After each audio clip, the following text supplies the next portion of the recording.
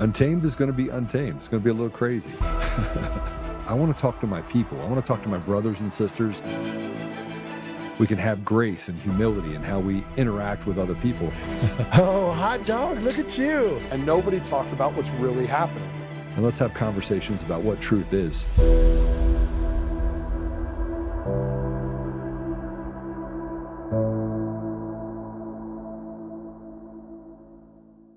The American public saw us changing with the times and didn't glom on to hyperbolic statements of defund the police and get rid of the FBI. The FBI went through a severe erosion of public trust because of the weaponization of the past actors, because of the politicization. But us going after those folks is not retribution. Us going after those folks who they themselves failed to uphold the law and their oaths is how we are restoring public trust in it. It's the very thing I promised to do at my confirmation. Well, the Epstein Black Book, like on day one. On day one, roll out the Black Book. So will you work with me on this issue so we know who worked with Jeffrey Epstein in building these sex trafficking rings? Absolutely, Senator. Child sex trafficking has no place in the United States of America, and I will do everything, if confirmed as FBI director, to make sure the American public knows the full weight of what happened in the past.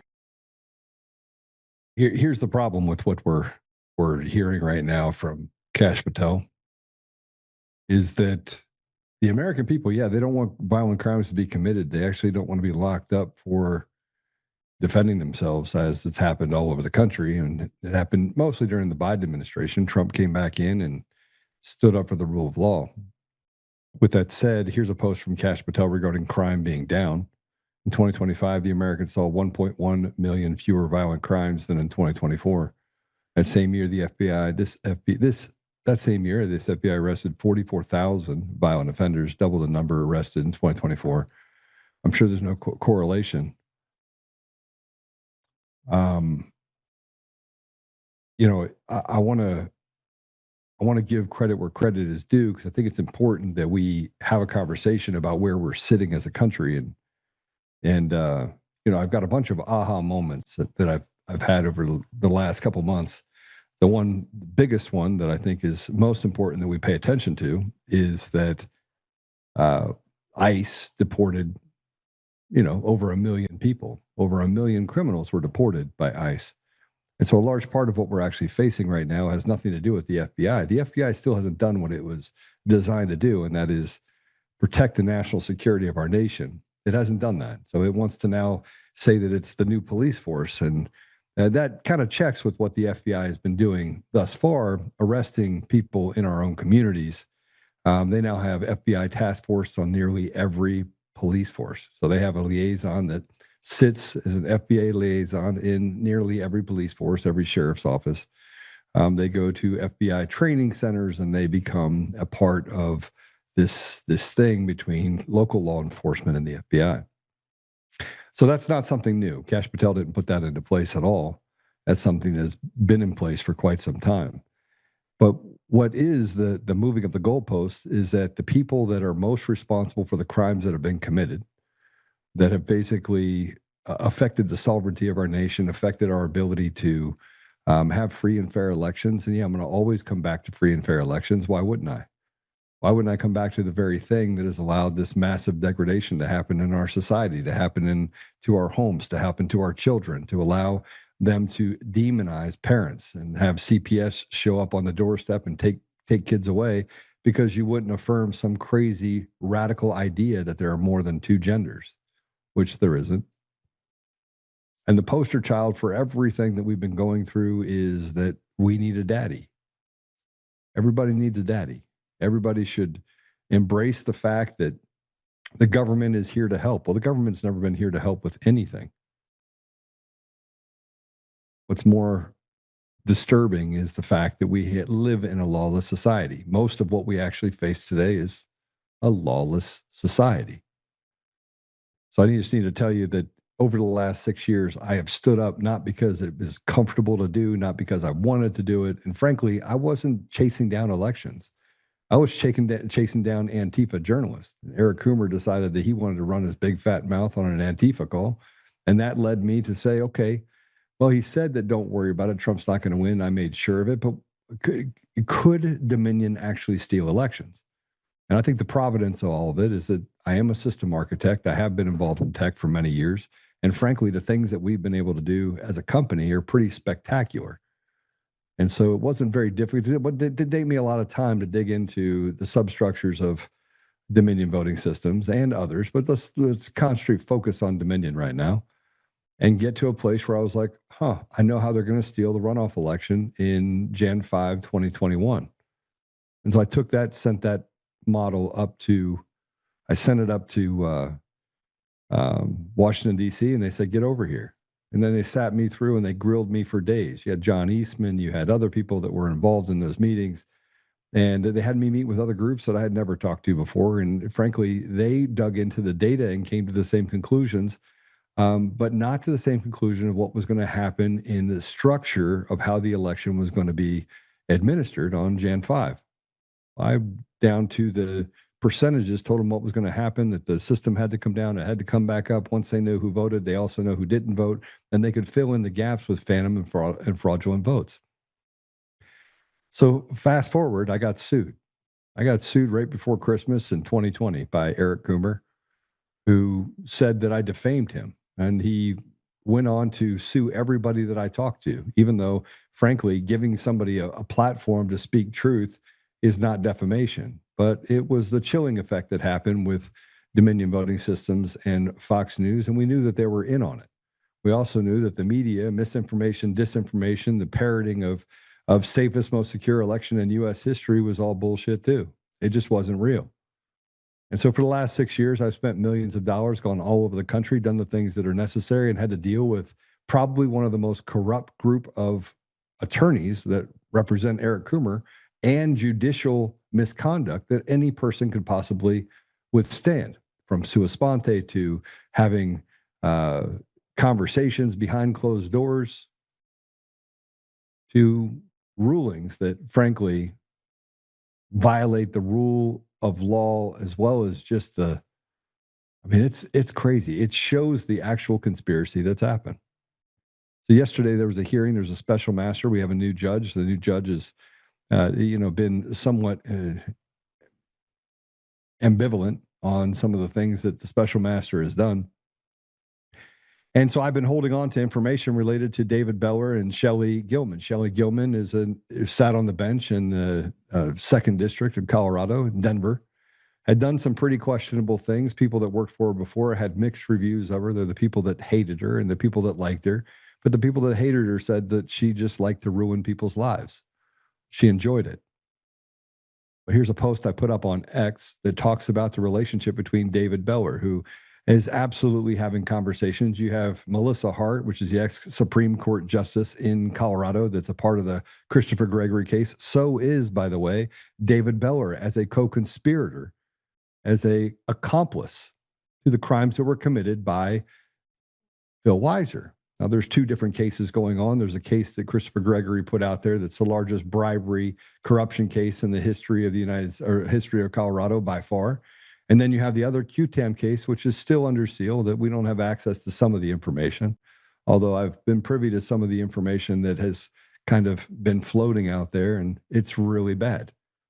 And the things that they have to back up the allegations of bribery and fraud and collusion amongst people inside of the judiciary, including judges and attorneys, and it's pretty damning. And yet they say that the wheels of justice turn slowly. Here's what I want to tell you. Go ahead and put it up. This is the post that I said. I said David Beller and Shelley Gilman. David Beller and Shelley Gilman go way back. They never made it into the record as Shelley Gilman violates the legal standard and put her radical leftist fingers on the scale of the Coomer case. David Beller lost his PPO malicious lawsuit against me last month. Don't worry, something's coming for you. There's another lawsuit coming for you, Mr. Beller. You just wait for it. Now he seeks to conspire with Gilman, who works for the JAG Judicial Arbiter Group, as a crooked special master who is again putting her fingers on the scales of justice and violating the position she is in. These are the faces of judicial corruption at the highest levels. David Beller sued as a co-conspirator in the Christopher Gregory corruption case that circles Phil Weasel Weiser and the Cartel Colorado government for massive amounts of documented bribery that extend the bench that Shelley Gilman sat on until she left the bench in 2023. Not until, of course, she corruptly and illegally ruled against Denver police officers in 2021 for not wanting to take the jab. And as I dig into her past, it amazes me just how corrupt and terrible she was. While stacking up accolades, she ruined people's lives from an insider who knew her well. The same Christopher Gregory case that forced the resignation of AUSA Kevin Traskos, I do need to tell you he's still there. Although we were told that he actually resigned in February, he still has not left. And his disgraced wife, Supreme Court Justice Melissa Hart, for committing crimes and the bench failing to report the justice even after plowing through parked cars drunk, failing to appear, having her dog bite a neighbor, and getting preferential treatment as a part of the Klan by the Denver PD in both instances. The story of this is much more salacious, as is how Kevin Traskos covered up the Gregory case, as well as to the benefit of his wife, Melissa. David Beller is a pariah, and Shelley Gilman is the Coomer lawyer's accomplice in derailing justice, derailing and allowing lawlessness and personal vendettas to go unchecked. Shelley Gilman is the accomplice to try and hide the improprieties of Coomer and his lawyers, who at a point have committed crimes themselves. Shelley Gilman has stopped my attorney today from even entering a record as David Beller signaled to Shelley that there was a filing was made 10 minutes before the hearing that she needed to deal with. The judiciary is a circus joke of crooked and incompetent pariahs. Shelley Gilman will now face a lawsuit of her own as we uncover the connections that should have disqualified her and certainly allowed for the conditions where she punished me and acted erratically to favor Coomer's attorneys. They have a fraternity that operates that is corrupted to the core. She is acting corruptly to shield a Satanist who found pleasure in raping his then wife, peeing on her, and then publishing it for everyone to read. Yeah, she's quite the special master for sure. Stop the uncovering of election fraud and fraud on the court at all costs. A new legacy for radicals, it appears. Remember their names and their faces. These are the faces of evil, corrupt, crooked people who act with impunity and lie and cheat as easy as they breathe. The amount of people who suffer at the hands of these evil people is immeasurable. Stand by for the fireworks. Everyone in the state who knows their story. Everyone in the state must know their story. Add in Coomer's other retarded, corrupt, evil lawyer, Brad Clower. We will tell that story too. But for now, it's time to press the system for justice. And that seems like a good place to start. They can't get ahead of the train. We know what they would act. We knew they would act unethically. It was too predictable. They did not count on some help from an unlikely place. There's a picture of the special master that basically acted with impunity, had immunity on the bench. And then David Beller, the weirdo. But it gets even worse, by the way. I forgot to add the fact that Melissa Hart, the disgraced Supreme Court justice that left because she had health problems, but really because she was mentioned, actually wasn't mentioned, she was sued in the Christopher Gregory case, and it came to light that she actually, in fact, did violate the rules of the bench in a lot of ways. But guess where she works? Guess where she works? And I've covered her before. I've covered the Christopher Gregory case. She also, go ahead and put it up, she also works for JAG, the Judicial Arbiter Group, same group that Shelley Gilman works at. The same group and the same group of people that work together in the Denver judiciary. These are people that stick together like a cartel. These are some of the most evil people you can come up against, and they do the biddings of each other and rub each other's back. And kind of like the letter that said that the city and county of Denver doesn't operate with any integrity, it gets even worse when you talk about how they operate inside of the organization of the state, the judiciary. It's rotted to the core. These aren't judges. These are hired henchmen for the mob, and the mob being the cartel that runs the government. So I'm going to bring in our guest, Peter Bernegger. He is the founder of Election Watch. He's a data analyst and advocate. He's done some amazing things. He has nonstop put his finger on the dial and has gone to great lengths to hold people accountable, including suing Jena Griswold in Colorado, uncovering some fraud, again, more election fraud, and the fact that people inside of government like Kevin Traskos, the AUSA, Kash Patel, at every level, they seem to walk past it as if saying to us, the American people are nothing but slaves. So before I bring Peter on, I'm going to tell you this. We do know that we are censored heavily. Everyone seems to have noticed it. It becomes difficult for you to stay on one platform to move to the other. It seems like the only thing that we actually get some reprieve on is Roku. So wherever you are, if you could just pick it, share it, become the ambassador of truth. You're the ones that we rely on. and just hit the share button wherever you are. What platform you're in, it doesn't matter. Hit the share button on whatever platform, whether it's X or Rumble. Give us a thumbs up. And as we move in, and just keep pushing on the dials. And yeah, I just want to thank all the people, whether we're talking about Apple or Google or Spotify or Pandora, iHeart, any of the apps which we're on. Obviously, we now know that Spotify does have the video, and the video is live. So if you're joining me there, welcome. But yeah, hit the share button, become a part of the solution, and not allowing them to create the problem of that they have with this censorship. So with that said, Peter, welcome to the show. Hey, Joe. Great to be on again. Brother, thank you for all the work that you've done. I don't think I've ever said that right off the bat when you came on, but obviously you've been in this fight for the last 6 years. You've been just pushing on every dial, pushing on every button, and now you have a lawsuit. You have a lawsuit that you filed against Jena Griswold et al. And others. The exciting part is that she's going to be process served. Oh, it should be on Monday or Tuesday. And this is a federal lawsuit that I filed against her along with 4 other Secretary of State employees. And this is actually national in scope. It's filed in the U.S. District Court in downtown Denver. However, it's national in scope. And what I mean by that is we found out that when you take an election, and you started with 2020, November 3rd, where the total ballots cast is reported roughly 4 to 5 months after the election to the Federal Election Assistant Commission. And that's where you can obtain those numbers. So let's just say there's 3 million cast for the state of Colorado for the 2020 election. Well, we noticed is that when we would obtain voter registration histories and the whole statewide list for various states, and I found it in Wisconsin first, is that the numbers of the total ballots cast were changing over time for the exact same election.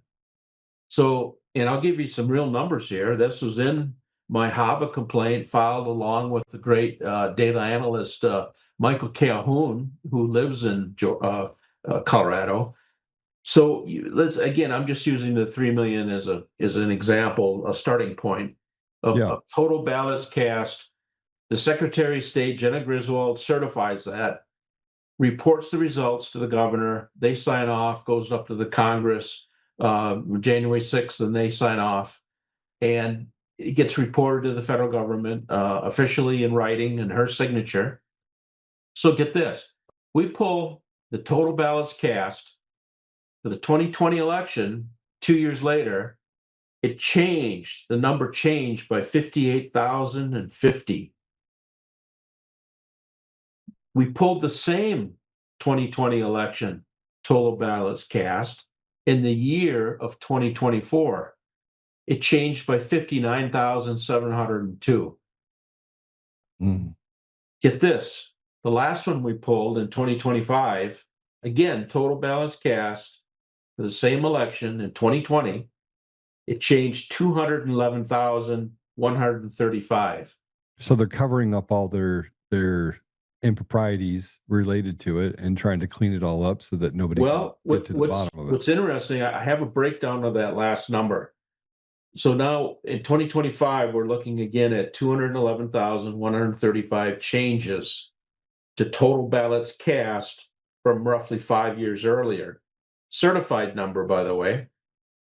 That included 208,000, and I'll use whole numbers, 208,000 records added, 2,200 deleted, 356 changed from vote to not vote or no vote, 267 changed from no vote to vote out of the 211,000 total. So we filed Mike Calhoun and I filed a HAVA complaint against Jena Griswold, the Secretary of State. We did obtain a hearing, a HAVA hearing, which we're entitled to when you file a HAVA complaint. It's an administrative complaint allowed by the Help America Vote Act, which is a federal act. The hearing was held, and what they did or didn't do is they refused us to call witnesses from their side, which we're entitled to do. They refused us to do cross-examination, of course, because there were no witnesses to cross-examine. They concealed from us who was going to be presiding over the hearing. And of course, who we didn't find out until we turned on the Hava screen, the Zoom screen, a couple minutes before the Hava hearing began. And lo and behold, it was Andrew Klein, Oh, wow. one of the former attorneys of Perkins Coie. We were supposed to know that weeks in advance. They produced no witnesses. They were supposed to. They produced no exhibits. They conducted the actual investigation after the hearing was over with. Now, this is an evidentiary hearing. It's administrative in nature, but it was evidentiary hearing where we put on evidence, they put on evidence, and then the presider or the hearing board decides, were there violations or not. Well, what they did is there's a gentleman named Caleb Thornton out of the Secretary of State's office. He wrote up a sworn affidavit 10 days and notarized it 10 days after the Hava hearing and submitted it with a denial letter to us from the Jena Griswold's office, signed by Andrew Klein, and then Caleb Thornton notarized his sworn declaration. So what they really did is conducted the investigation and put in new evidence after the Hava hearing. So what that is in any administrative hearing in the United States, when you have a right to go to before, say, a county board, a state commission, the federal government, you have to have due process. And if you don't, and it's so egregious in this situation, the examples I provided, it's called a sham hearing. And a sham hearing is a violation of due process because they rigged it. And they rigged it because of this Caleb Thornton's sworn declaration, notarized 10 days again after the hearing was even held, the denial of witnesses, the denial of cross-examination. Now, the beauty of this is I've switched my strategy fairly well this year, I'll say, to I had been filing lawsuits, depending on the case, of course, and demanding a jury trial. And I'm suing these government officials in their official capacity, but also their individual capacity and violation of my civil rights. So this exposes them not only to discovery, which I believe I'll get in this case as it moves along, it exposes them to personal liability. I can go after their bank accounts, after their house, after whatever other assets that they might have. Of course, sure, I got to win the lawsuit, but I have other lawsuits that are proceeding on a similar nature like this in Wisconsin, in other states, and it's going well. Jena Griswold is, she's going to be served the lawsuit here in the next, I'll say Tuesday, she'll be served this federal lawsuit. And she is being sued in her individual capacity. And I want to get it before a jury trial out in Denver. And it's, that's going to be holding their feet to the fire, unlike anybody else has done so far. Well, there's one problem that we have to get past, and that is the judiciary. And you keep saying that you have the Hava hearing where you have the Perkins Coie attorney that presided over it and basically violated the rules. They just violate the law. Peter, my biggest problem is that we're in a lawless society. No matter where you look, whether we're talking at the federal level or the state level, it's lawless. I mean, in essence, we are captured already by criminals, cartel, inside of our judiciary that's going to slow things down. Now, your bigger problem in Denver, because that's where you filed, is in the federal court in Denver, is that you have judges like Judge Wong who have stood in the way of getting to the bottom of this election fraud time and time again. So what's the formula for getting past that? Or is it just you going to state by state by state and then just appealing that up to another level that allows for more transparency? Right now, I have 16 wins in election lawsuits. I'm not taking the attitude or the position that it's a liberal judge and I can't win, because I've done that and I won. Now, not every single one, of course. That's the nature of these lawsuits, but I will appeal if I happen to lose, and then I'll do an en banc appeal, and I'll keep going up the food chain. So now, don't forget, she signed off on, that's civil. Let's talk about criminal. Jena Griswold had to sign off on certification of these numbers. Their numbers for the 2022 election, the 2024 election, are changing also. Yeah. Like I gave the specific examples of the 2022 election, the 2020 election, of total ballots cast. Jena Griswold is the one who has to sign off in certifying that the election had this many ballots in it, and that piece of paper gets filed to the federal government. That's false certification. That's a criminal felony. So that's where you could bring in charges from Washington, D.C., out in Colorado. So there's other avenues that, basically we are pursuing. But first things first, we want to get this lawsuit going. Now, I want to stress again, this isn't just happening in Colorado. Basically, almost every single state we've looked at, and I'll say probably off the top of my head about 15, maybe as many as 20, the same thing is happening. The total ballots cast is changing the number over time from the certification number that your own Secretary of State, and in our case, Megan Wolf, our administrator of the State Elections Commission of Wisconsin, she certified in 2020. We found the numbers to be off of total ballots cast as high as 76,000 ballots are off from what the number she certified back in with her own handwriting signature back in 2020.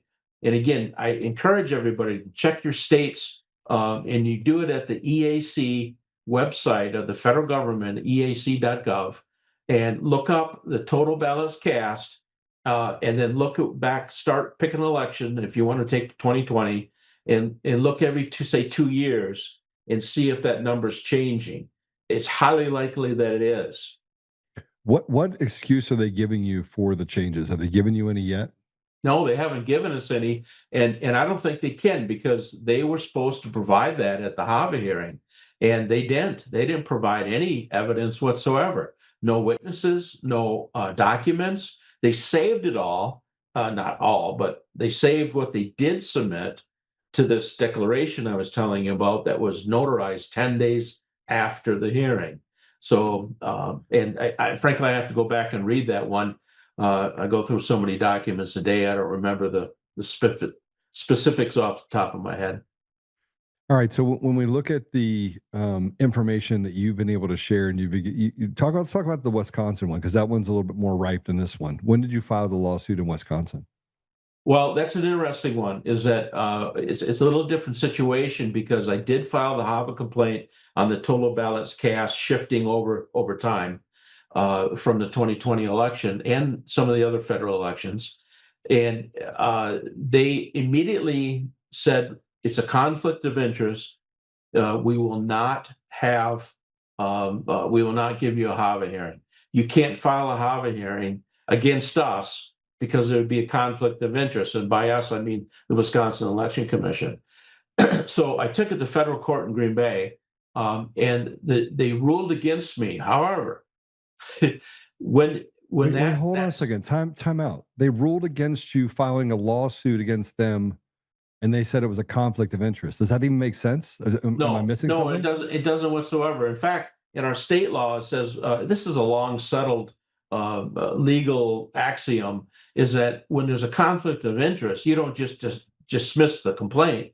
What you do is you appoint an independent adjudicator, and our state statutes say that. So that's the basis of where they violated my constitutional right, and I went to federal court. But wait, it gets much, much more interesting. It's just, when I filed in federal court in Green Bay, they denied it. However, I filed in the Seventh Circuit, where it's still there today. In the meantime, our administrator of elections, Megan Wolf, has scrambled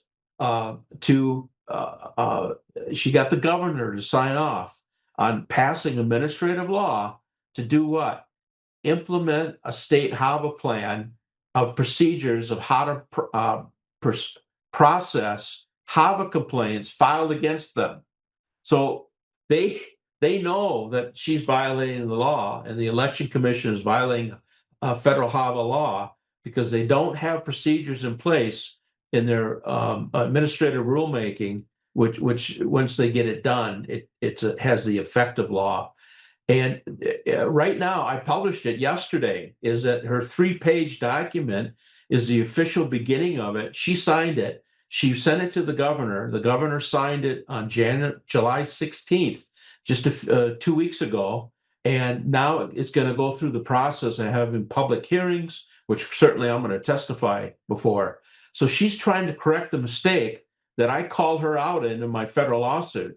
Now, today, this morning, the Seventh Circuit Federal Court received my SIR reply, it's called. It's an addendum type of document showing this 3-page document signed by the governor just 2 weeks ago, implementing a state HAVA plan that I was denied on earlier or late in 2025. And then I filed the suit earlier this year. So I'm going to win in the Seventh Circuit. It's going to be overturned.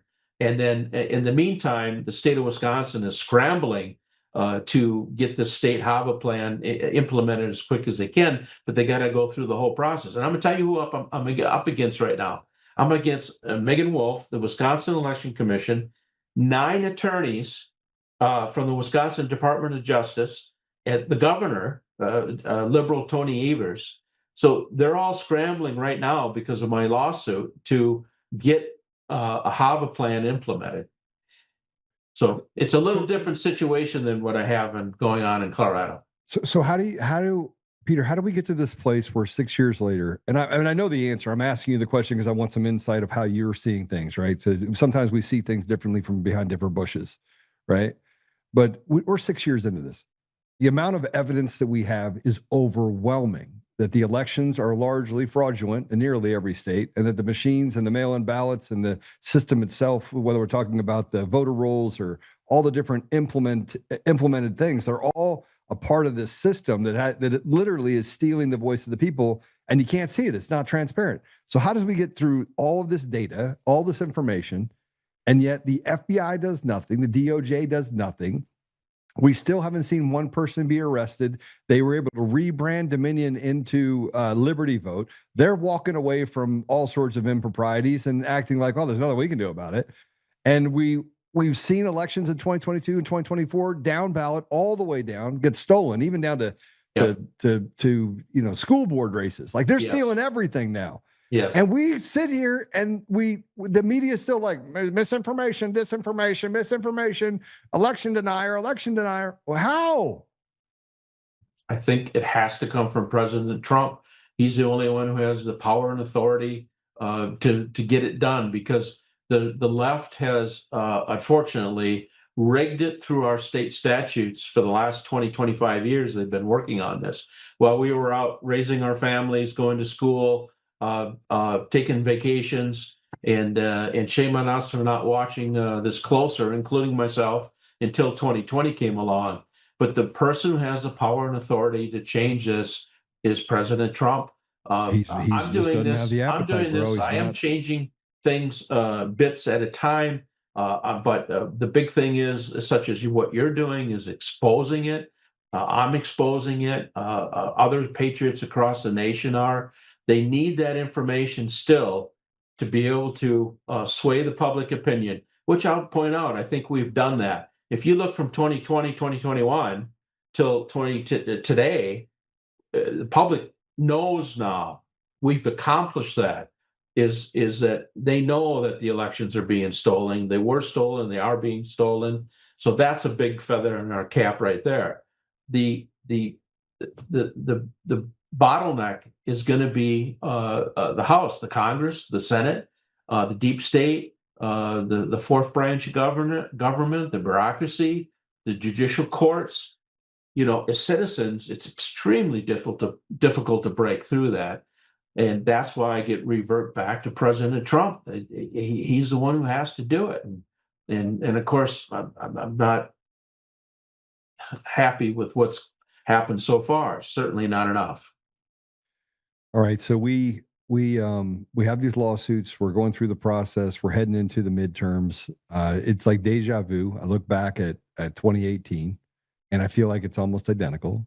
Like we're almost in the same, like this washing machine. You know, we had the House, we had the Senate, we had the presidency. Nothing happened. They obstructed President Trump from getting things done. We headed into 2000 or the midterms. He ends up getting impeached twice. You know, we're heading into these midterms with the same fraudulent systems in place. Give me a, you know, what's the playbook look like for us? Because it obviously is not happening in the administration.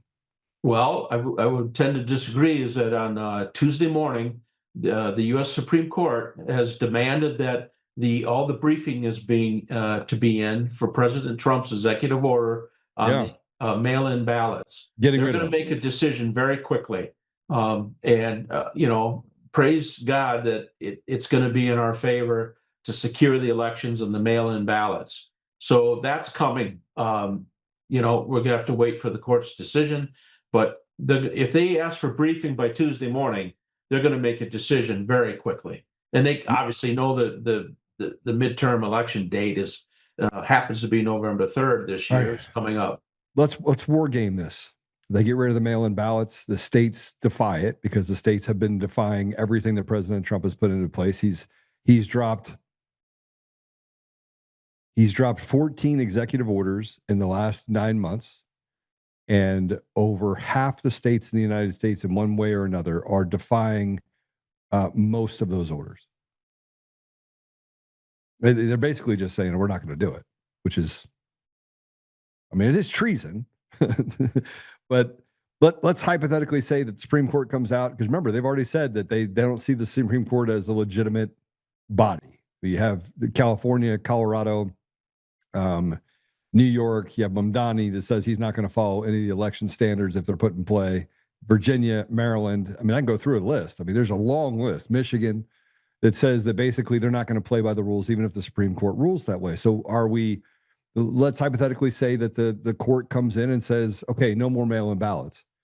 How does the fight go on from there when the Supreme Court states the executive order gives the authority to the head of the postmaster, U.S. Postmaster General, the top guy who's on our side.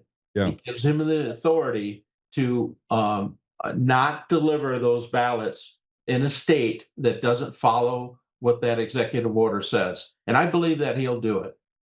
Okay, but he said that he wouldn't do that now. He already said that. Yes. And yet they delivered all of those ballots in the state of Colorado for mail-in ballots. And that was before the primary happened, but after this mandate from the U.S. Postal Service. They still delivered them. Yeah, but there's an injunction on the if you're getting, there's an injunction on the First Circuit Court stopping the EO, which actually helps us right now because there's a split between the DC Circuit and the First Circuit, and that's the exact reason why the Supreme Court took it up. Okay, all right, you're right. And I think that kind of explains a few other things. I was talking about, because there's been 3 executive orders related to elections since President Trump took office in 2025. Right. Yeah, and don't forget too is you know, don't always blame the Democrats in the sense of you know who's holding things up right now is the Republicans. It's their John Thunes, the Mitch McConnells if he's alive. You know, so it's really you. I mean, we know we have the House, the Senate, and the presidency, and who's holding it up? It's not the Democrats. Yeah, well, this just shows you that we do have a uniparty that are owned by a select group of people that are globalists. These are people that are for around the country. They're just team evil, right? Yeah, that's an understatement.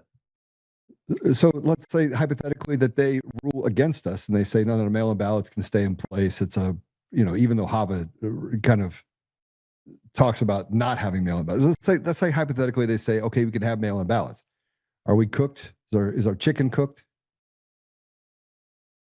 If we can have mail-in ballots, or If they just let, willy-nilly, unsupervised mail-in ballots just to continue. Just anyone can. Yes, we are cooked.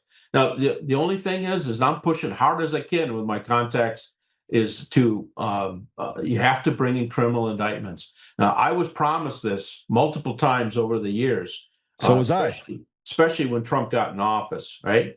So you know what I'm talking about. There was supposed to be massive indictments and arrests of election officials nationwide and international, by the way, too. All right. If Trump would do that yet, if he would, and he's got the power, there's ways to do it legally. If he would do that yet, I think that would send a shockwave through the people who are committing the election fraud. And it's like, wait a minute, they're indicting and arresting, and there's people in handcuffs every night on TV. I'm not going to get involved in this time. I'm not going to go to prison for this. And of course, the minute they indict them and get them in there, they're going to have some that start squealing. Now, this is what should happen. It should have happened already, but it's been quite the cluster at the United States Department of Justice and FBI and other investigative agencies, and that's. I don't even want to comment on it.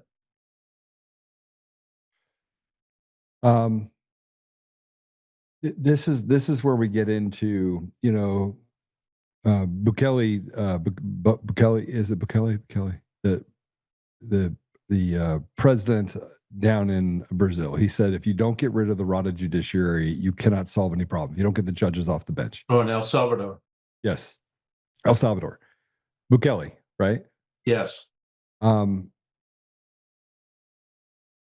We have a judicial, we have a judiciary that President Trump got to taste it up front and personal. It is rotted to the core with radical leftist communists. I mean, it's almost as if we were already in a communist state because it's lawless.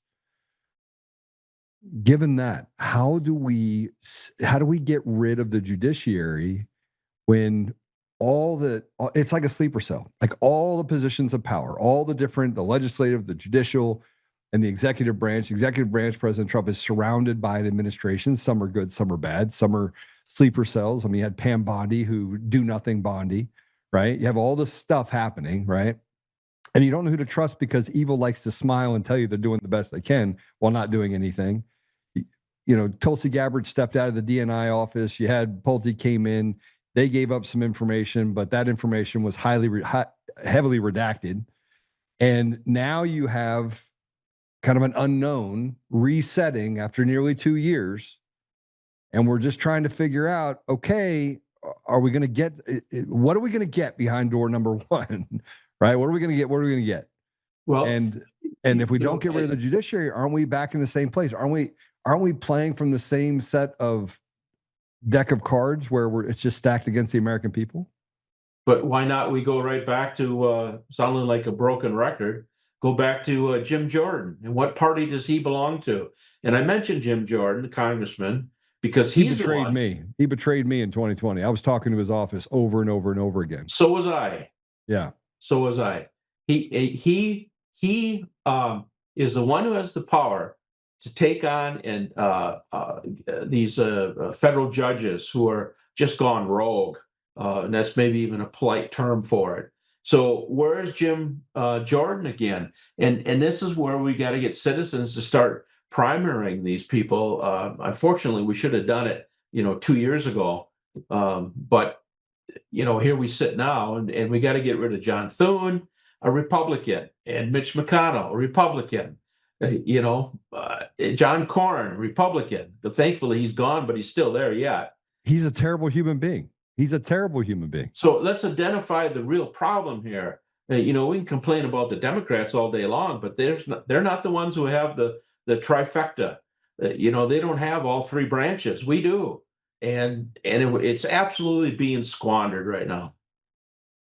Yeah, so I want to point this out. The best is yet to come. Said the Senate is not confirming Trump's federal judges. So the judicial appointments by itself would have a large effect on the bench, right? Sure, and then all the other recess appointments that he could be making normally. But they won't let the recess appointments happen.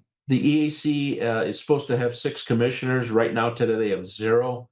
The FEC is supposed to have 6 commissioners. They don't have any. It's a disaster. And Trump's term is now going to be going down into the back end of the last 4 years. Do you think that there's this is where I get into, I'm a little bit of a scorned ex-wife a little bit after 6 years, right? So I've spent millions of dollars on legal bills. I've been called everything from a racist to a homophobe to a transphobe to an election denier to a MAGA podcaster, ignoring the fact that I'm a system architect. I'm very good at what I do. I have 2 amazing companies that are doing amazing things on the cyber side and on the code side. So I understand how this is all built completely. But I feel, and I guess I'm asking you to talk me a little bit off the ledge. I was talking to David Clements about this, and he's like, Joe, let me talk you off the ledge. And I'm trying to find the tribe that can see a path that I can't see. Because everything seems to just resonate around the bottleneck here, which President Trump is going to have to make some unpopular decisions. He's going to have to be the Julius Caesar of our time. He's going to have a Julius Caesar moment where he just puts the staff down and literally just annihilates the evil. But short of that, where are we when we have our betrayers inside of Congress? I mean, these are Republicans, Peter. These are Republicans. These are people that. Yeah, I think there's a log jam that could be broken, and it's going to be broken. Keep your eye on the 2 grand juries. There's 2 down in Fort Pierce, Florida. Now, yes. People always refer to it as a Russian collusion hoax. When you look at the facts and the details and read the story, it has a heck of a lot to do with elections. And when those people start getting indicted, they're going to squeal. There's always going to be, whether it's Clapper, Brennan, Obama, Clinton, whoever else is going to be indicted in there, Comey, they're going to start squealing, and because they don't want to go to prison for 20 years. They're going to start spilling the beans. They're going to. I always have been tweeting, who stopped the vote count on the night of November 3rd, 2020? That's still such a critical question. And I think one of those down what was his name? Be indicted in the grand juries in Fort Pierce. They know. I think they know who stopped the vote count that night. I have my suspicions in some circumstantial evidence, but that's a vital question to have answered, which hasn't yet.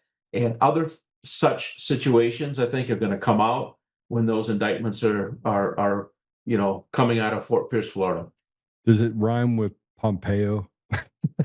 I just came out and said it because I'm sorry. When you're, I have my guard dog Lucy. Ah, there you go, show the audience, and she's getting hungry, but it rhymes with CIA.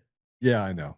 But Pompeo was the head of the CIA, so I mean it checks. Remember on Jan 6th, yes. I was literally at State Department meeting with counsel for Pompeo with Matt DePerno, a few other people, a deputy secretary of state, other people that were there, and we presented information, and he started sweating, right? And Pompeo snuck out the back door. He wouldn't meet with us, but initially he wanted the meeting, and then he's like, "Oh, you had to scurry away." So what a traitor he has turned out to be to our country since he left that position. All the things that have come out with evidence and documents. What a disgusting person. Yeah. Well, I mean, I think you spelled it out pretty clearly. I want to put this up here because this was something that you put up. This is a post that you put up. It says, "Dear President Trump," I'd like to, if I can, read this to you because this is something you put up there to talk to him. But dear Mr. President, the election fraud is sovereign. The election fraud is sovereign fraud, and you know that. It is not China, although it has had their hands in it. The election fraud is coming from our own government, CIA, FBI, DARPA, DIS, DIA, the State Department, and its subcontractors, U.S. Army, and others. Mr. President, who stopped the vote counting in the evening of November 3rd, 2020? Name them. Continue along with the deep state, corrupt U.S. organizations such as NGOs, naming just one out of the 55,000 we identified. ActBlue and international actors such as Dominion out of Canada and Serbia. These emails below show there are tens of thousands of these emails.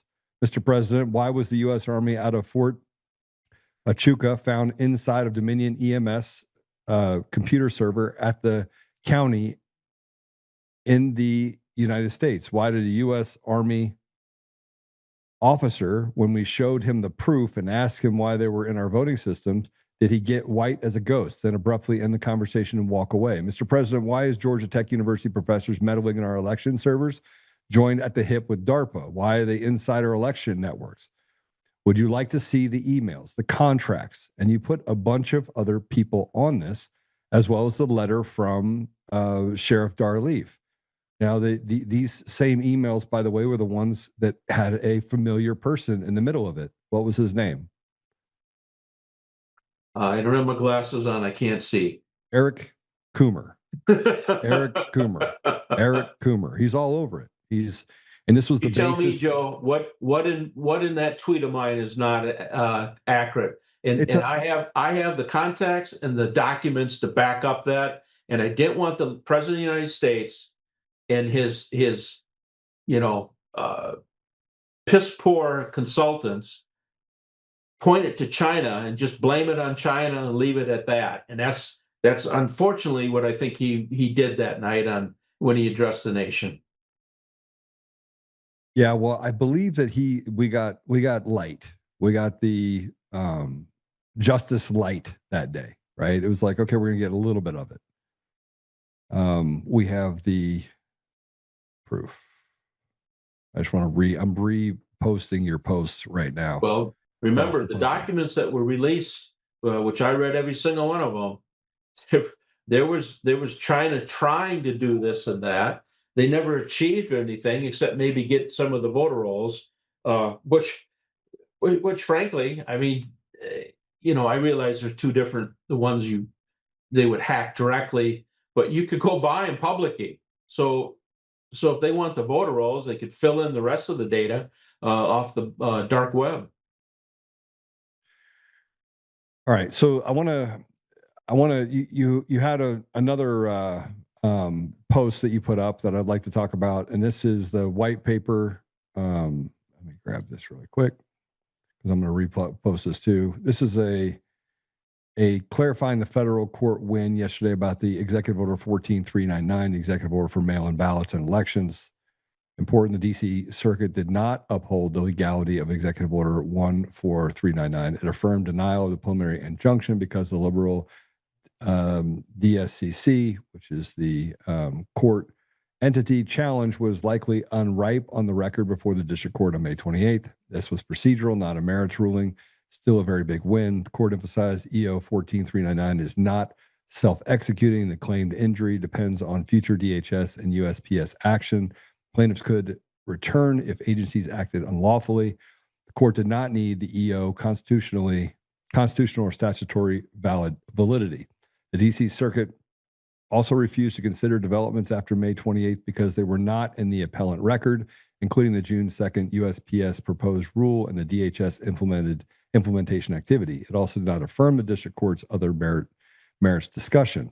There are two separate lawsuits, DSCC v. Trump. The plaintiffs in that is Democrat political organizations and congressional leaders. May 28th preliminary injunction denied as premature. July 28th DC Circuit number 265193 affirmed. California v. Trump. This one's the one that drives me crazy. Plaintiffs 23 states and DC, including Wisconsin. June 25th summary judgment granted. Portions of EO 1433399 declared void. Federal agencies enjoined. This actually led, so this is the one we're talking about that led to it going to the Supreme Court, correct?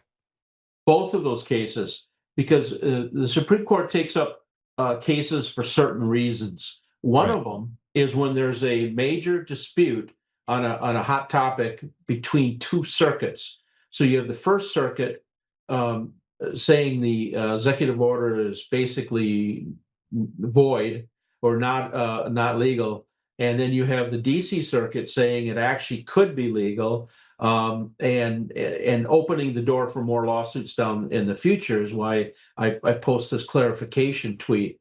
But that's exactly why the Supreme Court took it up, because of the dispute between two circuits.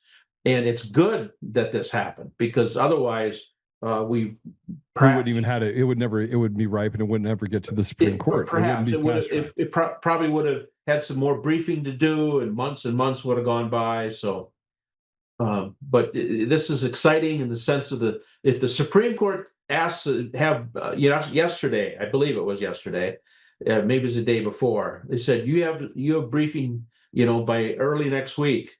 That means they're going to make a decision very quickly. Where do you think that it goes from? And I guess that this is the problem that I have with all of this, is that there's a lot of people. There's Peter, there's you, there's me, there's David Clements, there's Jeff Lindbergh, there's Mark Cook. I mean, I go down the line. There's a large group of people there that have institutional knowledge. Drodson Smith, right? Jeff, Lone Raccoon guy. Jeff O'Donnell. Jeff O'Donnell. You got a lot of people that fill in the gaps, and they haven't tapped those resources collectively. It's almost like they've relegated the group to, okay, you can talk on social media. They're still doing as much censorship as they possibly can on someone like me, period. So they'll allow you to talk a little bit, but they won't allow this cohesion to happen where it all comes together. And all President Trump has to do is bring in and say, Wreck-It Ralph. Here's the guys from Sandia Labs. Here's the guys from the university. Here's the mathematicians. Here's the computer programmers. Here's the system architects. Here's the researchers. Put it all together in one place and say, okay, here's all the stuff that we have. I sit in a room and get it all done. And within a week, we could have a case that shows you that all 50 states are embroiled in a conspiracy to defraud the American people. Okay. First off, there were people in there, such as Kurt Olson, Clay Parikh. Clay's an amazing man. Ben Cotton, all right? Mm-hmm. All those people, to my knowledge, except one, Heather Honey, have been ousted recently, very recently, all right? And the DOJ has taken the position that they want to do it all themselves. And you hit the nail on the head, is that the problem is they don't understand all this, because we've been studying this in depth, in detail, and obtaining all these records for 6 years. And they can't come along in a couple of months or a couple of years. And of course, they have all their other work on top of this to do day to day, I'm sure, for other issues such as, boys and girls locker rooms and all the other, mayhem that's happening right now in the country, or was happening at least on that issue. So they purged some of the patriots from the room already at DC, and they want to do it themselves. Problem again is their ignorance. And I don't mean that in a derogatory way. It's a factual statement. They're ignorant of how bad it is, what all is happening. I have a list of 83 election frauds. I'm talking major election frauds. Either it's bribes, the Dominion machines with connecting to the internet, or the compiler, the disappearing compiler, you name it, ballot harvesting. When you list all those out, there's 83. When I've told people that in DC, their eyes gloss over, their jaws drop. They don't believe it. The shifting of these total ballots cast. That's another one. How can you have 210,000 different number from what you had 5 years ago or 6 years ago? Obama, we caught Michelle Obama on videotape. There's a complaint that a friend of mine has filed right now, where Michelle Obama's organization is paying people food, water, entertainment, bus rides, paying people to go to the polls to vote. And a friend of mine, Jay Stone, has that filed as a federal complaint right now. So this big long list, they don't even know it exists. They don't even know all the ways, let alone each individual specifics on top of that. that you have to do a deep dive in and really understand the situation, what's going on. So it's a mess. It's a mess at the DOJ. There's no bulldog there to take the bull by the horns, go hard after this. They had a guy, Assistant U.S. Attorney General out of Missouri. He was supposed to be the national election fraud guy for prosecuting. Was an absolute waste of time. Then we had Kurt Olson. He got ousted, unfortunately. Thankfully he got put on a team down in Fort Pierce. He's helping those Joe DiNovo, is it, and his wife, prosecute people down there.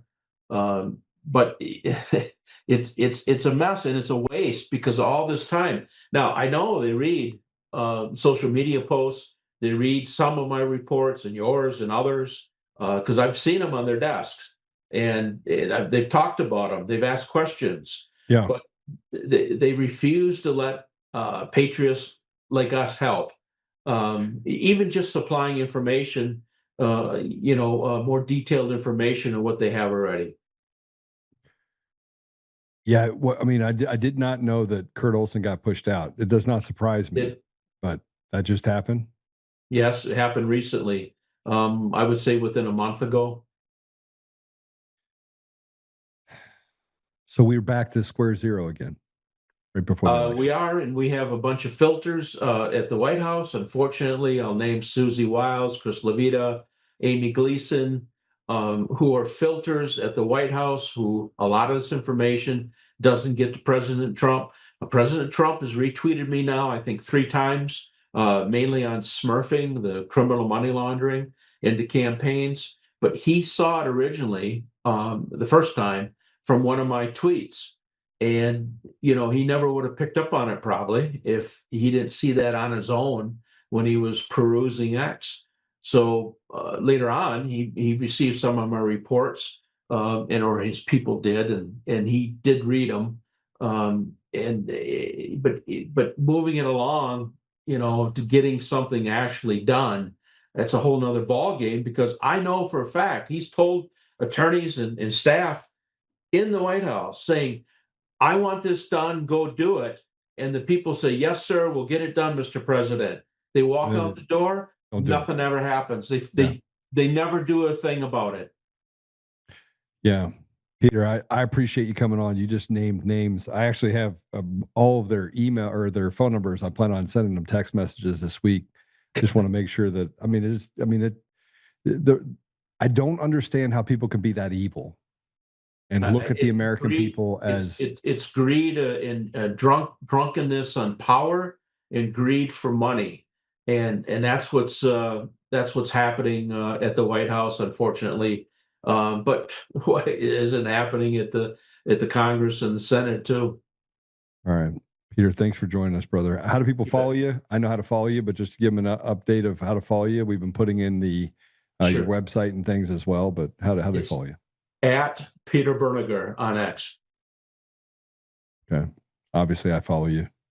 And you also have a website. I want to put that up too, which is the electionwatch.info. That's electionwatch.info. There's a lot of great articles on there, especially about smurfing, the campaign money laundering.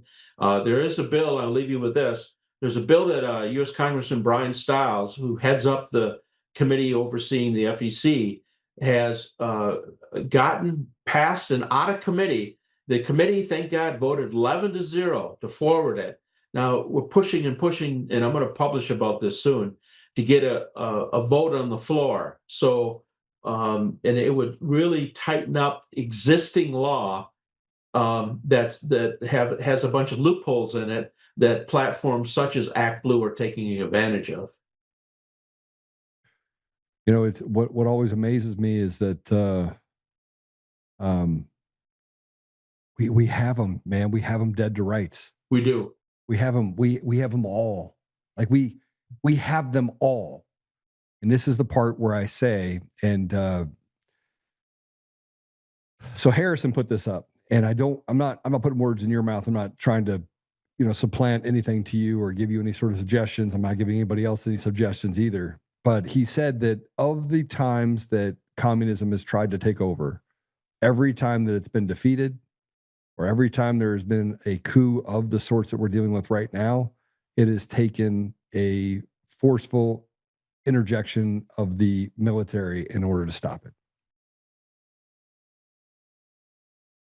Yeah, every time. I saw that. And so I think that we're in that place right now where I pray that that is not the case. But man, we used to fight the wars in the street, right? We used to take care of evil. We used to push evil back into the hole it came out of. And now we're okay with walking by it on the street as if it's just a part of our society. And I think that's what's wrong, Peter. I think we have to find our God courage. We got to find out what it means to be a man.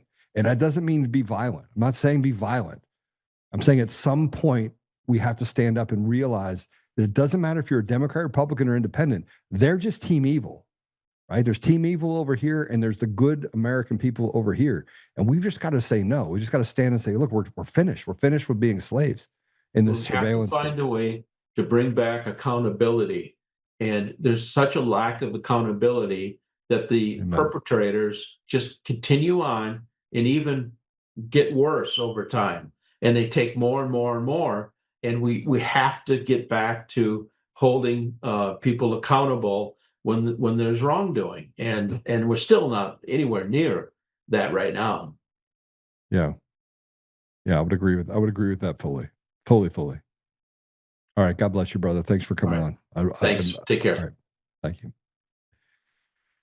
Man, what an amazing man. He's been fighting just relentlessly to get to the bottom of all of the fraud that we deal with. And look, I keep getting messages while I'm on here from people that are talking about the fact that, Joe, this doesn't work. And they're stopping me from actually getting on Pilled. And Pilled's not going to stop you. Pilled is 100% a free platform. I'm just going to tell you, you have an internet problem. Now, the other stuff that you're dealing with, you're the arbiters of reality. You're the people that actually push truth forward. So you have to be the ones to hit the share button and talk about this interview that we had that was just absolutely amazing with Peter. I want to reiterate what we just said.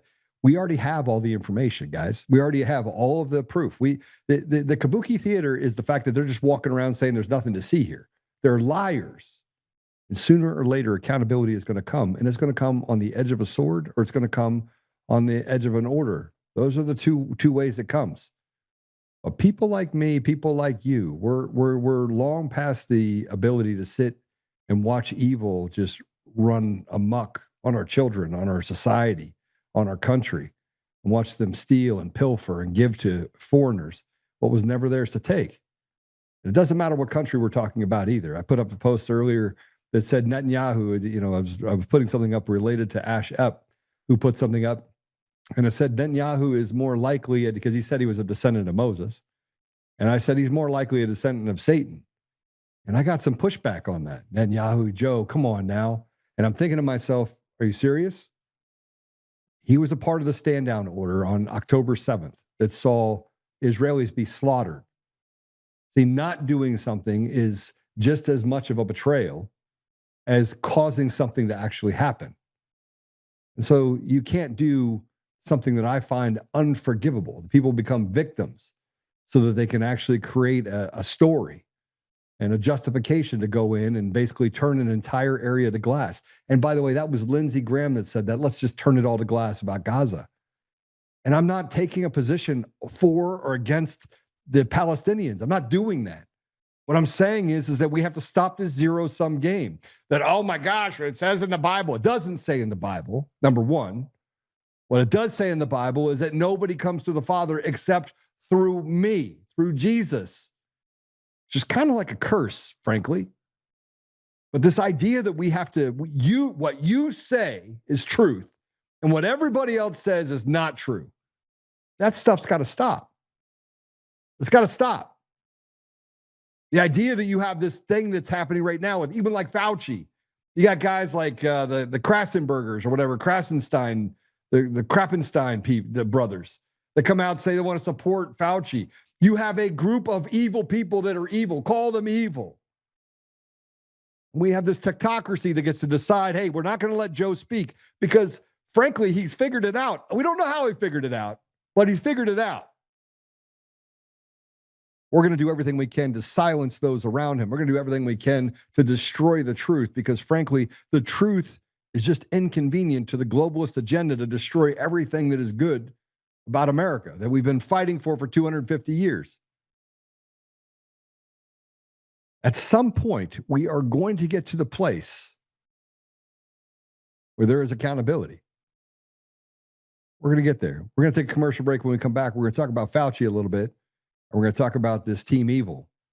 There's a bunch of stuff to talk about with Team Evil. And I'm going to go to Dr. Z, who was talking about this and what Bill Gates said in 2015. And I'm telling you, they've already told us what they're going to do. They've already told us.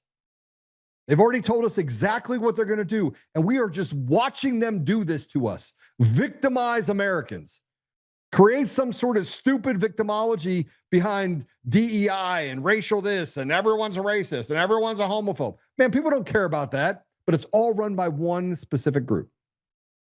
One group. We just got to make a decision on what we're willing to do in order to take back what was never theirs to take. Commercial break. When we come back, we'll talk about it.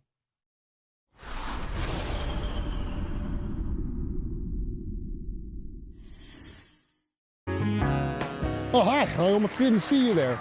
Welcome to DCF Buns, where you can find the freshest buns in town, if I do say so myself. Oh, our master bakers teach class every week. So whether you're new to baking or trying to improve your culinary skills, we got you covered. And we can help you bake the cake of your dreams. We'll even clean your cake if you want. And if you don't want to bake anything yourself, we have loads of fresh buns available in a variety of shapes and sizes. Check us out at dcfbuns.com to learn more. DCF Buns, we keep the buns hot and the deals hotter. Buns. In every thread, in every stitch, Honor-Bound USA weaves the fabric of the American spirit. It's not just apparel, it's a testament to God, family, and country. At Honor-Bound USA, we're a family of patriots who put our faith, family, and America first. When you visit our website, you'll find a line of products that embody our commitment to pray, stand, speak, and act. As the official site for the Untamed podcast, all of our products proclaim speaking the truth with courage. We also have the powerful documentary from Professor David Clements, Let My People Go. Identify yourself as one of the few who are willing to stand for what they believe in. Join the Honor-Bound USA family today. Wear it as a badge of honor, commitment to the values that shape us, and a pledge to the bright future we will build together. Because when you're honor-bound, you're not just wearing a brand, you're embodying a lifestyle.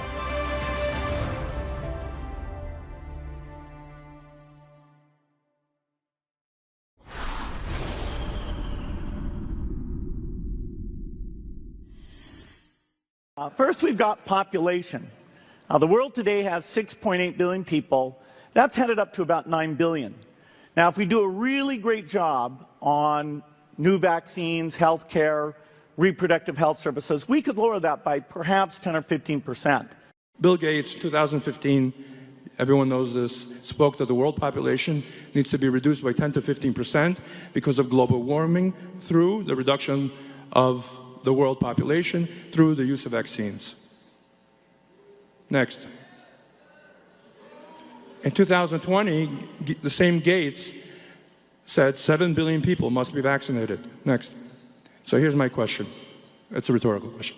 Why would I take a vaccine for my health, which is financed and produced by someone who wants to decrease the world population?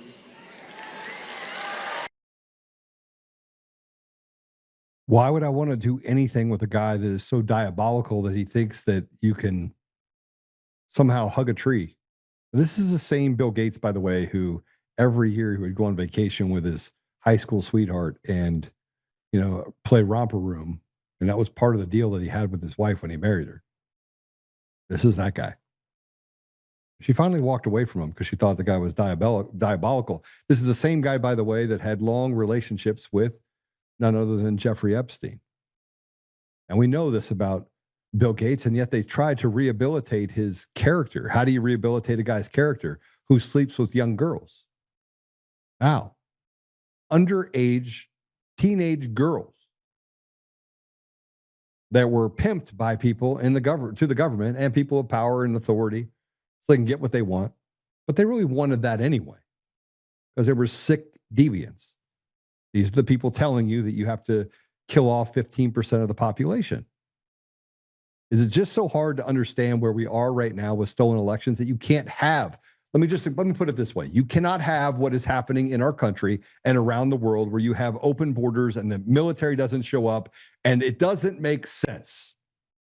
If it doesn't make sense, there is a deliberate action to make victims of people in those countries, to destroy the ethos of those nations. They are using third world maggots in order to destroy first world environments, opportunity. They want to make us equally suck across the board, and they want to bring in animals to do it.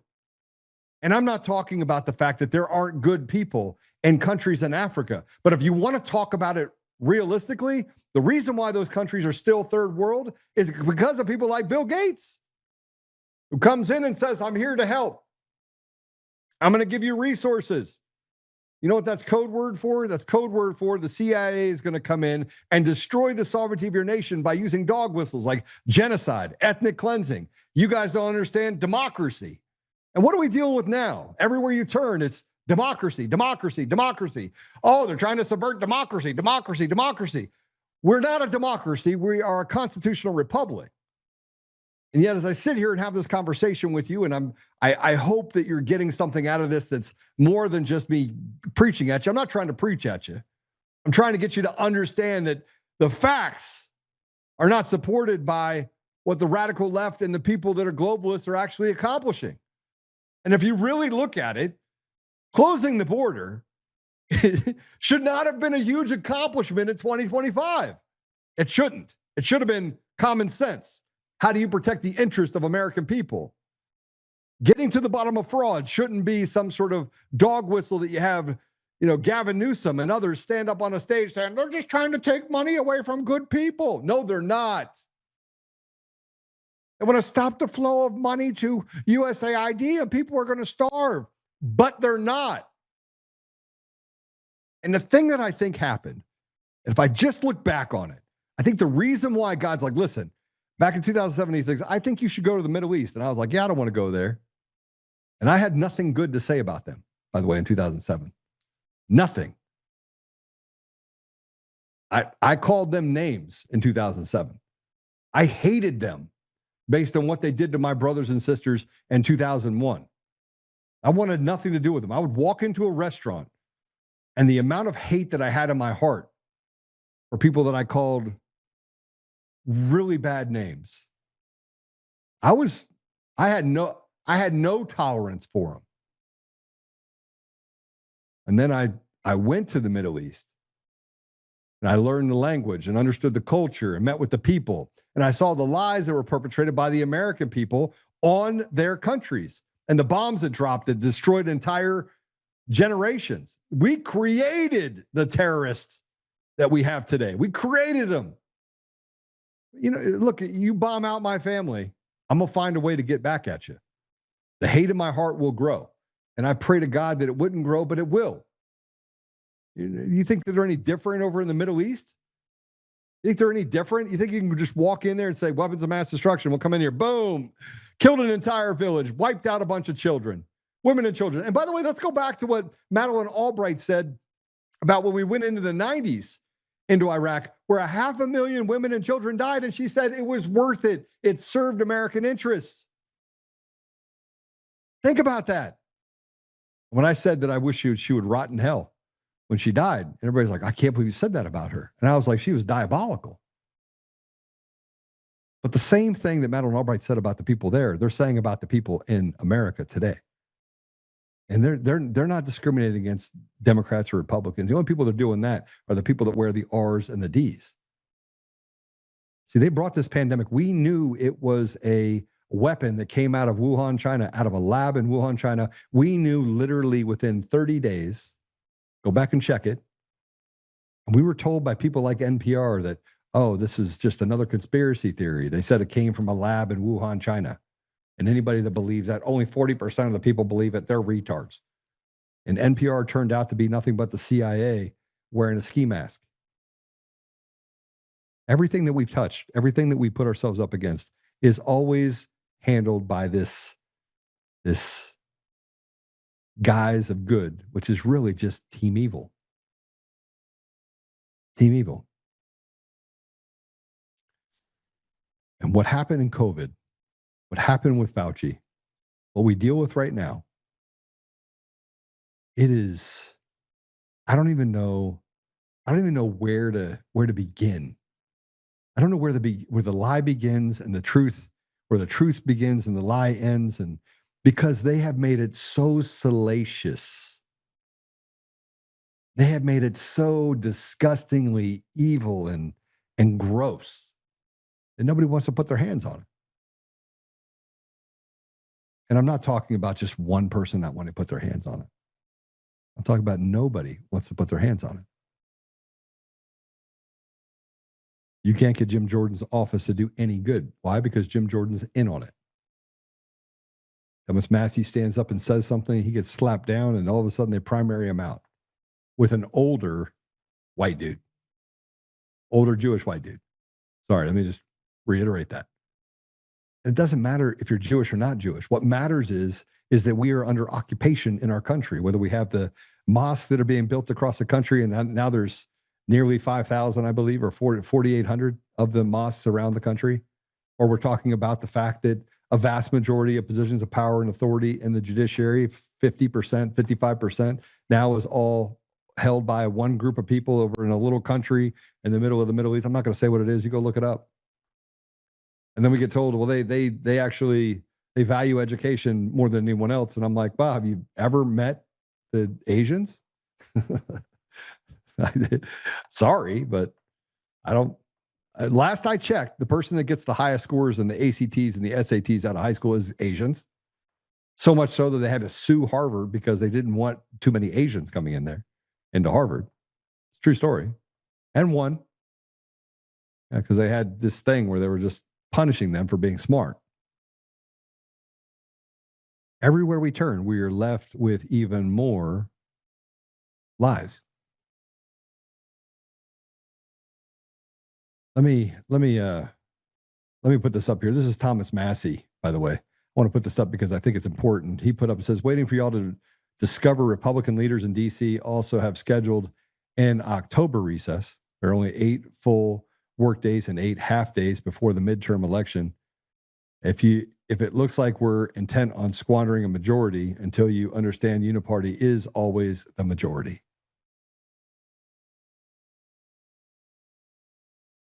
You see this? Andrew Colvin says, do you realize how rare it is to have a Republican trifecta control the House, Senate, and the White House? It's only happened 5 times in the last century. Twice under President Trump.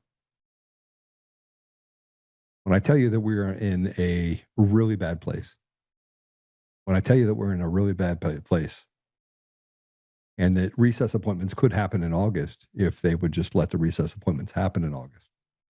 But John Thune is a terrorist traitor to our country. He's a terrorist traitor. He's a traitor to our country. And he's a Republican. And we could talk about the fact that the Kabuki Theater, and they stand up there and they say that they're working for the American people and they use the right dog whistles. The reality of it is they don't work for anybody but themselves. They're stuffing their faces and whoever it is that the overlords that give them money and stuff their pockets are. And they're all old. Did you ever notice that? They're all old. They're all old and frankly just disgusting.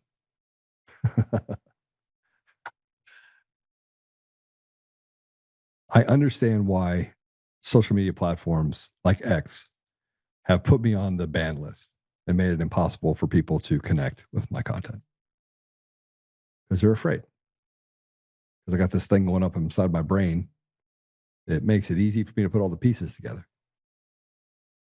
And sooner or later, they will come for me. They just figure that they'll do it through a rotted judiciary, or they'll do it through. And they have no idea when you press people into a corner what those people are willing to do. And I've been standing up for 6 years. But I've watched millions of Americans die. I've watched what we did in the Middle East. I've watched the fact that when I went to the Middle East, I had a paradigm crash. And I'm like, wow, most of these people are actually decent people. And the decent people, by the way, that are over in the Middle East, they don't actually come to the United States. They don't enjoy it. It's not their thing. So we get left with the drebs that are almost an outcast to the societies they have over in the Middle East. And am I saying that the Middle East countries are run well? No, I'm not. They're the haves and the have-nots, the same as in the United States. It's actually a little bit worse because there they can just gun you down the middle of the street for poaching. Not something you can kind of do in the United States without a whole lot of repercussions or a Rodney King moment. But they largely have, the haves have immunity, just like they do in the United States. No difference. System's the same. But as we look at what's happening in the United States, it's hard to ignore. It's hard to ignore that the cartel protects itself at all costs. I want to put this up because this is important for you to understand. Dr. Paul Thomas was a doctor that was a pediatric doctor. And he was curious because he kept being told to give his patients vaccines. And he was really torn by it. He was torn by the science. He had read all the scientific reports. He had done all the information related to those reports. And it all had to do with vaccines. So he published a peer-reviewed study of all the kids that came through his practice that had vaccines or didn't have vaccines. And here's what he came to. Let's play it. And over the next decade, as more and more patients chose not to vaccinate, I got to see the difference. But I wanted to see, could I prove it? So we got all the data from my practice. We looked at every baby born into my practice and published it in an international journal of public health. What we found, and that study was peer-reviewed, it was robust, we found massive increases. I mean, we're talking 400 to 500% more. Allergies, autoimmune conditions, neurodevelopmental issues, and then we had infections of all kinds, massively increased in the vaccinated compared to the unvaccinated. What happened when I published that study? Within days of it being available online, I get a call from my attorney. Don't go see any patients, don't write any prescriptions, don't go into the office. Your license has been emergently suspended. You are a threat to public health. What's today? Today, it is the last time I will be doing clinical medicine in Oregon. Knowing that you guys are keeping it going, the heart of this place lives on.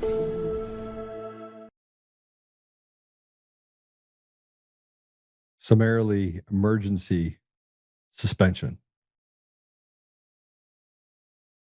for taking information, putting it into a report, collecting that information, and then publishing it to the people. He was found to be a threat to public safety. What's the threat to public safety? He just published the information that he had directly correlated to his people inside of his own environment. You are a slave.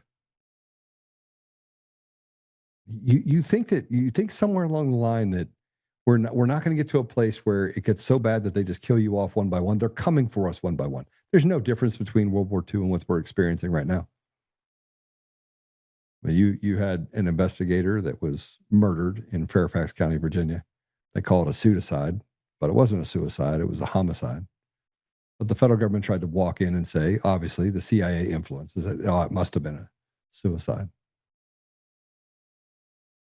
Everywhere we turn, I mean, we are dealing with more and more diabolical behavior, and we just keep becoming victims of these people. While they make up stories about other nations and they operate with impunity and they stuff their faces full of money and power. And let's not forget what they said in the World Economic Forum, what this slob said in 2024. They have to tell you what's coming. Steve, what's his name? Bill Gates did. He told you. And now you have the Klaus Schwab telling you what's coming next. Transhumanism. Play it. I think we have to be prepared for a world where we see a fusion of our physical, our digital, and our biological dimensions. So it will be a world integrating the physical, biological, and the digital dimensions. So it will be a new world. A new world. Are you going to put up with it? Are you going to take it? You let them steal from you? I can tell you right now, the I have no appetite. I have no appetite for the rot that we're experiencing. And it's right in front of us. We have it all. We have it all as they lie to you, as they create a story, and then they control the outcome of the media. They control it. They control how many people see it, who sees it, how many people see it. That's why it's so important for you to share. That's why I tell you to share, is because the only person that can break the algorithm is you. The only person that can break this hold on information is you. The only person that can be out there and articulate the things that we're talking about is you. You're the only one that can do that. I can't do it for you. Now let's quickly just walk through this last bit here as we kind of go through the process. Vivek is running for governor in Ohio. He's running against Casey. Casey ran a great race and frankly got 30% of the vote. You don't know it's real though, because it's all stolen elections. It's all fraudulent. But here is Vivek showing his true colors. This is what happens. This is the true colors. It just comes through every now and then, but we get a little bit of a glimpse. Take a look. The truth of the matter is, no matter what happens in whichever direction we go, people of my generation who've already made it, we're going to be fine. It's going to be your generation that pays the price. That choice belongs to you. You're a political cretin, and you need to get the fuck out of here.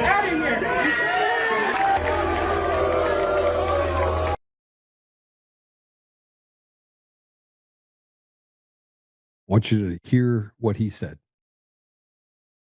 Regardless of what direction it goes, my generation is going to be fine. When you join the cartel, you'll be fine.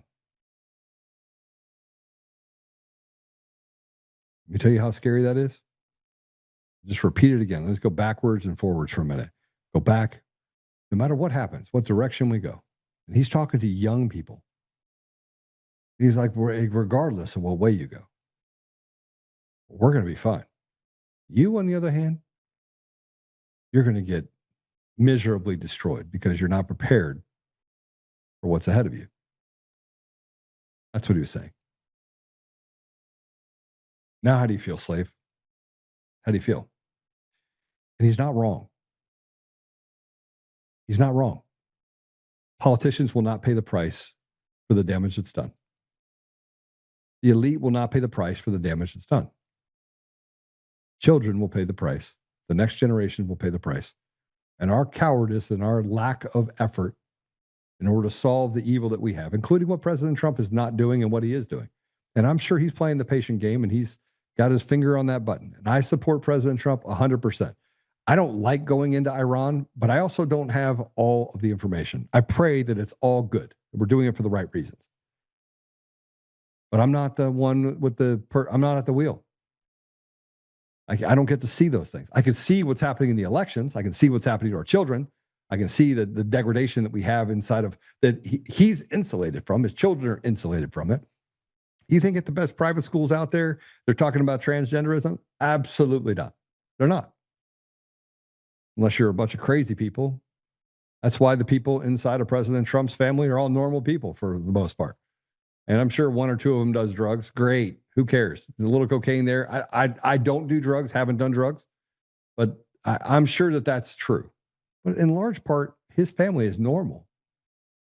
They're not derelicts at all. I mean, there's really no part of the Trump family that's a derelict. I mean, you could argue that his niece is a little bit of a derelict, the radical leftist that she became.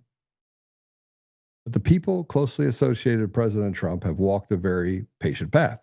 They're all normal. Now, can you say that same thing about Kamala Harris? Or can you say that same thing about Barack Obama? Can you say that same thing about even the Bushes? Man.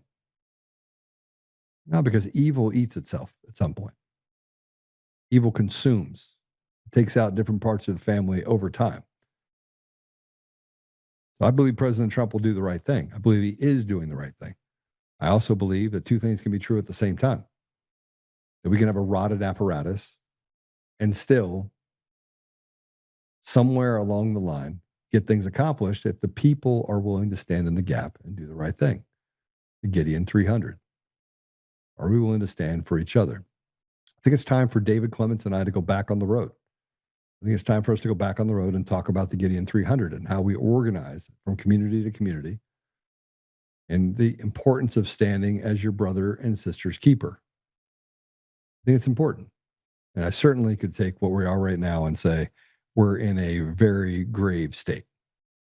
While also at the same time saying we still have blessings right now. So far, they're shrinking. You can see it every day. Highest interest rates they've been in forever.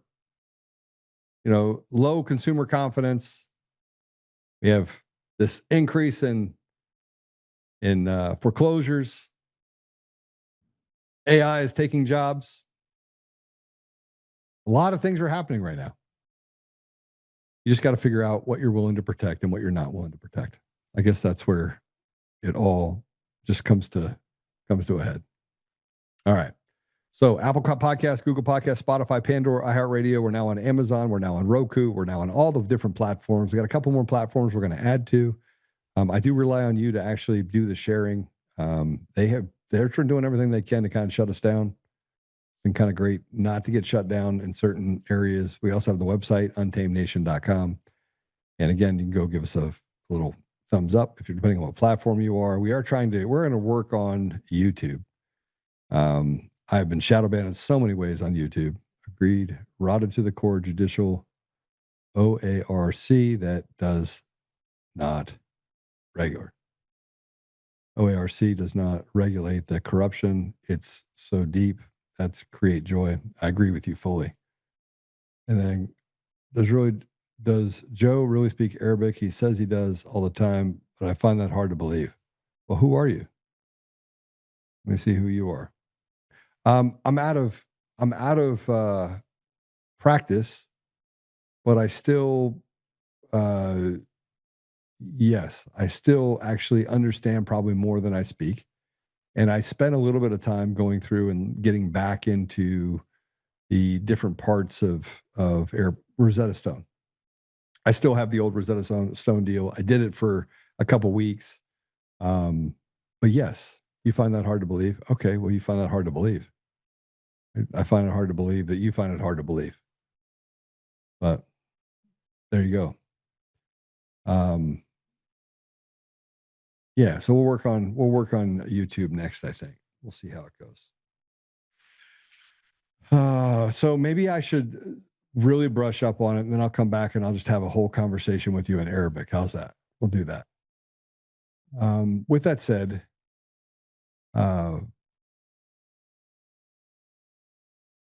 what else do we have there? What is that? Sorry, hold on a second. I have something that I think I want to share with you. Oh, so we have something that we're going to actually post. I'm sorry, I totally forgot about that. We have something we're going to post, which will be the fraud on the court. It was a motion that was filed yesterday. I'm going to put it out for you guys to all go through. It is Wreck-It Ralph. And basically, Eric Coomer lied over and over and over and over and over and over again. And the chilling effect that Beller, along with Gilman and Melissa Hart, because they have this little cabal going on at JAG, right? They can just do whatever they want, act with impunity. It's like a club for Team Evil, right? JAG is disgusting. It's disgusting. There's a lot of disgusting people there that just end up there. They're disgraced in one way or another, come in and like, I'll just go work for JAG. But the bottom line is that we filed this, and David Beller decided that he wanted to, he keeps threatening sanctions, and the special master keeps giving sanctions to them. It's as if they already know what's going to happen, because they're like, we'll just keep punishing you for actually doing what you should do. And every time you do something, we're going to keep punishing the lawyer so they can get the lawyer off the case. That's in essence what happens. I mean, it's basically judicial misconduct. I'm not going to take much more of it, frankly. And I think at some point, something's going to have to break. But the reality of it is we've been able to uncover a conspiracy inside of the judicial, inside of the city and county of Denver, in the state of Colorado, that is really run by this cartel. It's as obvious can be. And so I'll be publishing it. I handed it off to a couple of journalists so they can actually publish it as well. And it's as clean. All the emails that came out from Sheriff Darleaf show that Eric Coomer was directly involved and getting inside the systems and had full access, even contrary to him lying to get President Trump indicted in Georgia and lying about the fact that he wasn't on a call and lying about the fact that they didn't affect the outcome, which we definitely know that Dominion affected the outcome. And who was the head of the snake? Eric Coomer. Who was the chief architect? Eric Coomer. Who was the guy that was there for 16 years? Eric Coomer. By the way, who was the guy that they didn't have forward facing, that nobody knew? He wasn't even on the website. Eric Coomer. So how'd I find him?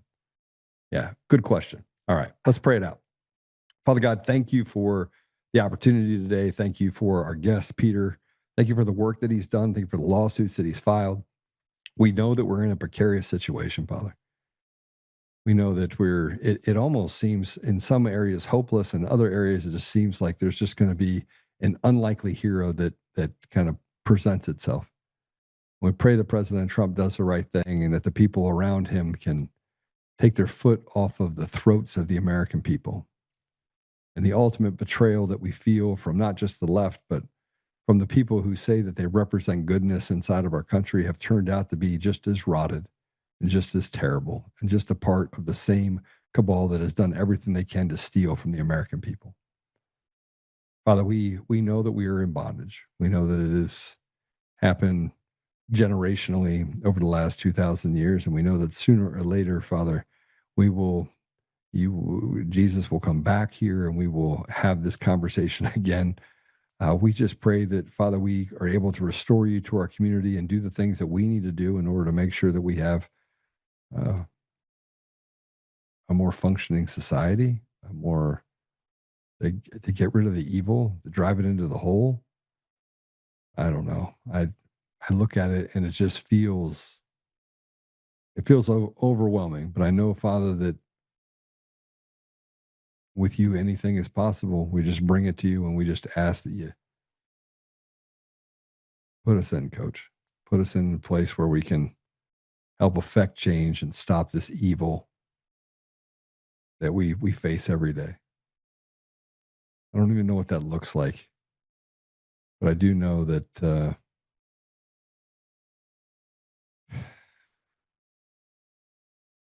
we have an obligation to bring it before you. Father, we ask you for guidance and wisdom. We ask you for strength and courage. We ask you for the patience to see it through. And we ask you to bless our leaders, bless President Trump, bless the leaders around him, that they will do what is good for the American people, do what is good for the people around the world. And Father, I just ask one last thing, and that is that the people will find a fraternity in their communities, that we can come together and we can defeat this evil with power and numbers. I say these things in Jesus' name. In the name of Jesus Christ. Amen. All right. We have 25 federal judicial vacancies at the moment. 25.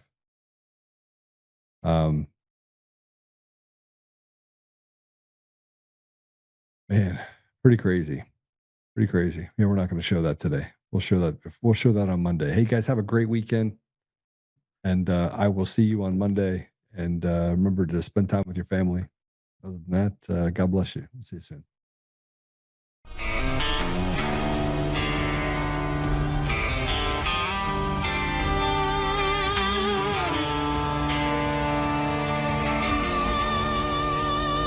Rise up untamed in the heart of the fire where the wild ones roam. Joe Oltmann's calling, bringing truth back home. From conservative daily to this untamed fire, we shatter the silence, lifting spirits higher. No chains can hold us, no lies can prevail.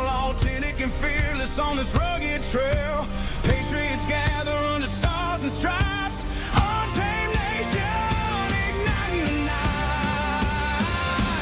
Untamed nation, let the truth roll out in this land of the free. Standing proud from sea to shining sea, we won't back down. Catch the fire, wear the crown. Untamed nation, it's our battle song, motivating hearts where the brave belong. Yeah, untamed and wild, forever strong. Play it again,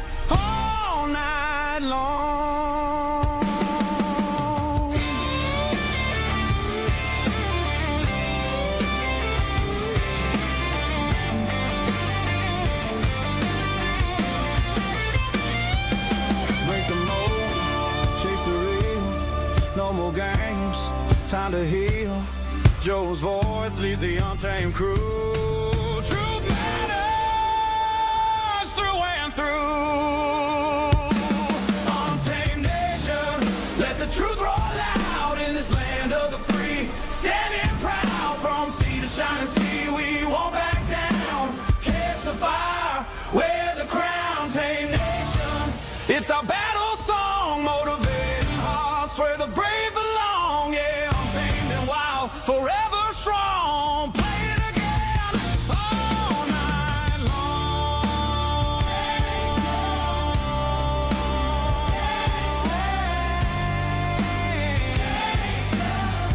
Truth forever.